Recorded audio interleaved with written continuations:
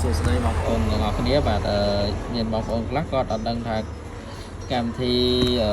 ចាត់មេរោគហ្នឹងគេប្រើរបៀបម៉េចទេអញ្ចឹងខ្ញុំចង់បង្ហាញរបៀបប្រើណាដំបូងបងប្អូនចូលទៅក្នុង setting ហើយបើសិនជាទូរស័ព្ទវាចូលមេរោគកាំងបងប្អូនបិទអ៊ីនធឺណិតអស់ហើយបិទបើកមួយហើយធ្វើម៉េចចូល setting ឲ្យបានមកតបមកយើងចូល about ហើយយើងរកពាក្យ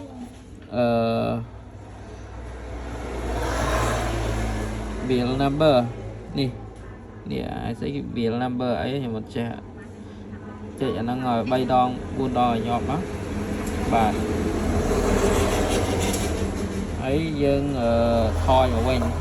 យើងយកពាក្យ system តមកយើងរកពាក្យ developer នេះ developer option នេះយើងយកហ្នឹងមកហើយយើងបើក USB នេះ USB debug ហ្នឹងយើងបើកអាហ្នឹងមកយើងអូខេរួចយើងចូលនេះវាលោតទាំងនេះមកទាំងហ្នឹងមកយើងករិះវាហើយយើងអូខេបាទអូខេហើយវាស្គាល់ហើយអញ្ចឹងយើងចុច check វាលោតស្គាល់នេះម៉ាកទូរស័ព្ទវាបញ្ជាក់អង្គម៉ាកបញ្ជាក់អីទៀតណាហើយដើម្បីខ្ញុំកាន់ទៅអៀង100វាឃើញធំដើម្បីឲ្យដឹងថាយើងលុបមេរោគមិនជាទីហៅថាឥឡូវជំហានទី1យើងប្រាប់ជំហានទី1សិនបើសិនជាបងប្អូននេះយើង scan នីមួយមក scan virus មួយវាដាក់ឧបករណ៍របស់អ្នកសម្អាត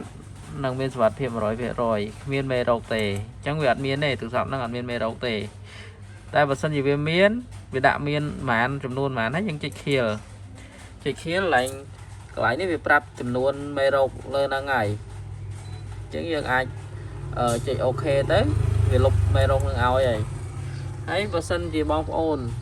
នៅសង្ស័យកម្មវិធីទៀតថាកម្មវិធីដែលបងប្អូនចង់សង្ស័យទៀតថាឥឡូវកម្មវិធីរ៉ាឌីយ៉ូនេះមួយចុះទៀតឬក៏កម្មវិធីអីផ្សេងអញ្ចឹងដែលបងប្អូនសង្ស័យថាខ្លាច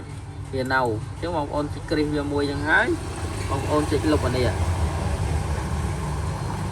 ចុចលុបវាទៅគឺវាលុបហើយតែដោយសារខ្ញុំអត់លុបទេខ្លាចបាត់កម្មវិធីទូរស័ព្ទរបស់ភ្ញៀវអញ្ចឹងណាអញ្ចឹងយើងចុចអាហ្នឹងទៅ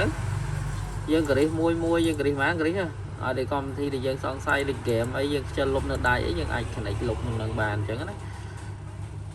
អញ្ចឹងវីដេអូមានតែប៉ុណ្្នឹងទេ